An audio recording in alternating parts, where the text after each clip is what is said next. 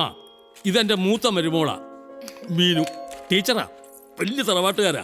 ഇവക്കൊരു നല്ല ചെറുക്കനെ കിട്ടാൻ വേണ്ടി ലോകം മുഴുവൻ അന്വേഷിച്ച് നടന്ന അവളുടെ വീട്ടുകാര് അവസാനം കണ്ടെത്തിയ മുതലാണ് എൻ്റെ മോൻ, മൂത്ത മോൻ ബാബു. എനിക്കല്ലേ ഇരിക്കേ, രണ്ടെണ്ണം ചെല്ലാണ്ട് ചോറങ്ങനെ ഇറങ്ങില്ല അല്ലേ? അവിടെ ആവേശം വേണ്ട, പട്ടിണി കിടന്ന് ചാവും. ഇന്ന് ഫാദേഴ്സ് ഡേയാ, കേട്ട കഴിക്ക്. കൂട്ടുകാരന്റെ കുടുംബവിശേഷം ഒന്നും പറഞ്ഞില്ലല്ലോ. ഞാൻ നിന്നോട് പറഞ്ഞിട്ടില്ലേ, വലിയ കോടീശ്വരിയെ അല്ലയോ കല്യാണം കഴിച്ചിരിക്കുന്നത്. ഇനി എന്തറിയാൻ, പൂരം പൊടി പൂരം. മോളെന്ത് ചെയ്യുന്നു? ഫാഷൻ ഡിസൈനിങ് കഴിഞ്ഞു. ഇപ്പൊ കമ്പനി റെഡിമെയ്ഡ് സെക്ഷന്റെ ഇൻചാർജ് അവൾക്ക്. കേട്ടോടാ, കേട്ട് പഠിക്കേ. 10-18 വയസ്സേ ആയുള്ളൂ. അതിനാണ് ഉത്തരവാദിത്വ ബോധം എന്ന് പറയുന്നത്. ഈ അങ്കിളിനെ പോലെ അച്ഛനും ഒരു കോടീശ്വരെ കിട്ടിയിരുന്നെങ്കിൽ അതുപോലെ ഒരു ഉത്തരവാദിത്ത സ്ഥാനത്തിരുന്ന് ഞങ്ങളും ഭരിച്ചേനെ അല്ലേട്ടാ. അമ്മ ഒരു കോടീശ്വരനെ കിട്ടിയാലും മതിയായിരുന്നു. എടാ, ഒരുത്തന്റെ വ്യക്തിത്വവും വികസനവും ഒന്നും തീരുമാനിക്കുന്നത് കുടുംബസ്വത്തിന്റെ അടിസ്ഥാനത്തിലല്ല, മനസ്സിലായോ? എന്റെ വിവാഹത്തോടെ എനിക്ക് നഷ്ടപ്പെട്ടത് ഇവനെയാ. എന്താ കാരണമെന്ന് ഇന്നേ വരെ എനിക്കറിയില്ല. പക്ഷെ ഇന്ന് തന്റെ സ്റ്റാറ്റസിന് പറ്റിയ ഒരു കമ്പനിയല്ല ഞാൻ. നമ്മൾ തമ്മിലൊരു അന്തരമുണ്ട്. എന്തന്തരം? അത് പറഞ്ഞാൽ തനിക്ക് മനസ്സിലാവില്ല. ഒരു ഉദാഹരണം പറയാം. പണ്ട് നമ്മൾ പറയുമായിരുന്നു തൻ്റെ മോള് എൻ്റെ ഇളയ മോനുള്ളതാണെന്ന്. ഇന്ന് നടക്കുവോ? നടക്കുവോ? ഇല്ല. അതാണ് അന്തരം എന്ന് പറഞ്ഞത്. ബാ, കൈയ്യടി. ആവശ്യമില്ലാത്തടത്തൊക്കെ ഒരു അന്തരമായിട്ട് ഇറങ്ങിയിരിക്കുക തന്തപ്പടി എന്നെ മുടക്കി. ദേ ഒരു മയത്തിലൊക്കെ പറഞ്ഞിരുന്നെങ്കിൽ ഇത് നടന്നേനെ. അങ്ങേരെ തലയ്ക്കത്ത വല്ല ഓളമുണ്ടോ? ഒരു ഗതി നിന്നെ പോലെ നാടകക്കാരൻ മോളെ കിട്ടിച്ചേരാൻ. എടാ ചേട്ടൻ തണ്ടി, വെറുതെ അല്ലടാ നിന്റെ കമ്പനി പൂട്ടിയേ. ഇനി വാട നീ കമ്പനി ഓടാൻ. തനിക്കെന്താടോ ഒരു മൗനം? താൻ ചോദിച്ചില്ലേ എന്റെ മോളെ തന്റെ മോനിപ്പോ നൽകുമെന്ന്? 100 വട്ടം സമ്മതമാ എനിക്ക്. കാരണം നിന്നെ പോലെ അവനും ഒരു കലാകാരനാണ്, എഴുത്തുകാരനാണ്, നന്മയുള്ള പല കഥാപാത്രങ്ങളെ സൃഷ്ടിക്കുന്നവനാണ്. ഞാൻ തന്നെ വിഷമിപ്പിക്കാൻ വേണ്ടി. എന്റെ പ്രശ്നം അതൊന്നും അല്ലടോ. താൻ ഉദ്ദേശിക്കുന്ന പോലെ സന്തോഷമുള്ള ഒരു ജീവിതമല്ല എനിക്ക്. 5-8 വയസ്സ് വരെ എനിക്ക് എന്റെ മകളെ താളൊളിക്കാൻ കഴിഞ്ഞിട്ടുള്ളൂ. അവളിപ്പോ അവളുടെ മമ്മിയുടെ കൂടെയാ. അപ്പോ നിങ്ങൾ രണ്ടുപേരും നിയമപരമായി പിരിഞ്ഞിട്ടില്ല. കോടീശ്വരിയായ എന്റെ ഭാര്യയ്ക്ക് എന്നെ ഉൾക്കൊള്ളാൻ കഴിഞ്ഞിട്ടില്ല, മനസ്സിലാക്കാൻ കഴിഞ്ഞിട്ടില്ല. അവരുടെ ജീവിത രീതിയോട് പൊരുത്തപ്പെടാൻ എനിക്കും കഴിഞ്ഞില്ല. രാജമല്ലിക, രാജകോകിലയുടെ ഒരേ ഒരു മകൾ. അവൾക്ക് എന്നേക്കാൾ വലുത് പണവും പ്രതാപവും അന്തസ്സുമാണ്.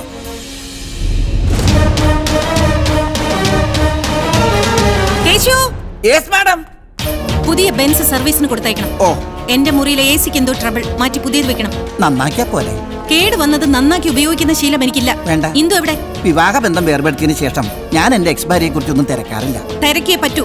തന്നെ ഭരിക്കാനും നിയന്ത്രിക്കാനുമുള്ള അധികാരം അവൾക്കുണ്ട്. ഇവിടെ സ്ത്രീകൾക്കാണ് മുൻഗണന.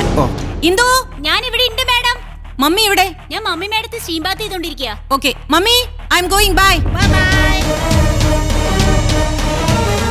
മോളെ, ബ്രേക്ക്ഫാസ്റ്റ് കഴിച്ചിട്ട് പോവാം മോളെ. സമയത്ത് ഭക്ഷണം തയ്യാറാക്കി ഡൈനിങ് ടേബിളിൽ എത്തിക്കുക എന്നുള്ളതാണ് ഒരു സെർവന്റിന്റെ ഡ്യൂട്ടി. അത് കഴിക്കണോ വേണ്ടയോ എന്ന് ഞാൻ തീരുമാനിച്ചോളാം. ഭവാനി, ഇനി ഇത് ആവർത്തിക്കരുത്.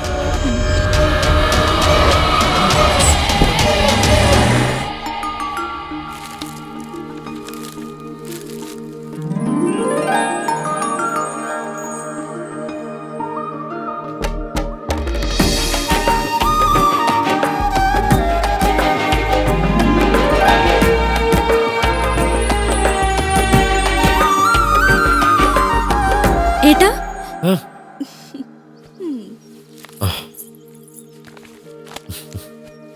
ഓ, ആ അങ്ങളുടെ മോളായിരുന്നു സ്വപ്നത്തിലല്ലേ? ഇങ്ങനൊരു സ്വപ്നജീവി. ഈ കുട്ടി ഇപ്പൊ വലുതായി കാണോ? ഏയ്, ഇങ്ങനെ തന്നെ ഇരിപ്പുണ്ടായിരിക്കും. പൊടി, എന്റെ മനസ്സിൽ അവൾ ഇപ്പോഴും ഇത്രേ ഉള്ളൂ. എന്താ ഉദ്ദേശം? ലവ്? ബാല്യകാല സഖിയല്ലേ, ഒന്ന് കാണാനൊരു മോഹം.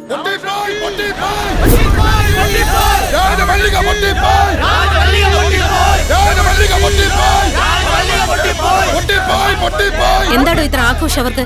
ആ ചീഫ് മെക്കാനിക് രാമകൃഷ്ണന്റെ കേസിന്റെ വിധി അയാൾക്ക് അനുകൂലമായിട്ട് പ്രഖ്യാപിച്ചു. ഡ്രൈവർ വണ്ടി എടുക്കും.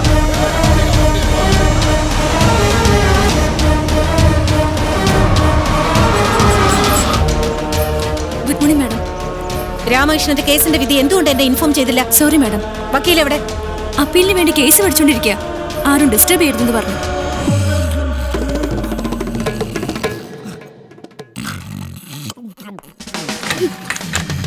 Mister Panicker, Under the circumstances, I humbly pray for your justice, Your Honor. എന്റെ പ്രതിയെ തൂക്കിക്കൊല്ലരുത് പ്ലീസ്. സോറി മാഡം, ഞാൻ കോടതിയിലാണെന്ന് തെറ്റിദ്ധരിച്ചു. ഇഡിയറ്റ്. Thank you. മാഡം, ഉറക്കം കൊണ്ട് പണി പോയാ മാഡം? രാമകൃഷ്ണന്റെ കേസ് നമ്മൾ എന്തുകൊണ്ട് തോറ്റു? ആ എതിർകക്ഷിയുടെ വക്കീലിന്റെ തലയിൽ ഇത്രയും വലിയ ബുദ്ധിയുണ്ട് ഞാൻ കരുതിയില്ല. ഇല്ലെങ്കിൽ ഞാൻ നമ്മുടെ കേസ് വേറെ വല്ല നല്ല വക്കീലിനെ വെച്ച് വാദിക്കില്ലേ? പണിക്കരേക്കാൾ ബുദ്ധിമാനായ മറ്റൊരു വക്കീലോ? ഫൈനൽ ആർഗ്യുമെന്റിന് താൻ എവിടെയായിരുന്നു? അതൊന്ന് മെഗാസ്റ്റാർ മമ്മൂട്ടിയുടെ പുതിയ പടത്തിന്റെ റിലീസായിരുന്നേ. ഫസ്റ്റ് ഷോ ഞാൻ കണ്ട്. ഞാനാ ഇപ്പൊ ഓൾ കേരള ഫാൻസ് അസോസിയേഷന്റെ പുതിയ പ്രസിഡന്റ്. You are dismissed.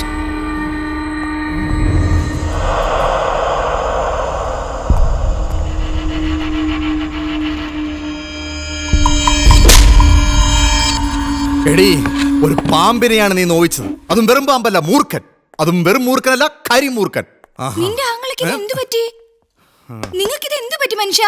എടീ, എന്റെ ഈ വലത്തേക്കറിനെ താഞ്ഞടിച്ച ആ മൂദേവിയുടെ കരങ്ങൾ കൊണ്ട് എന്റെ ഈ വലത്തേക്കാലം ഞാൻ പിടിപ്പിക്കും. പിടിപ്പിക്കണം.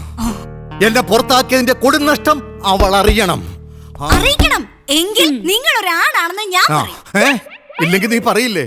ഇത്രയും നാളും കൂടെ കിടന്നിട്ട് നിനക്ക് വിശ്വാസമില്ലേ ഞാൻ ആണാണെന്ന്?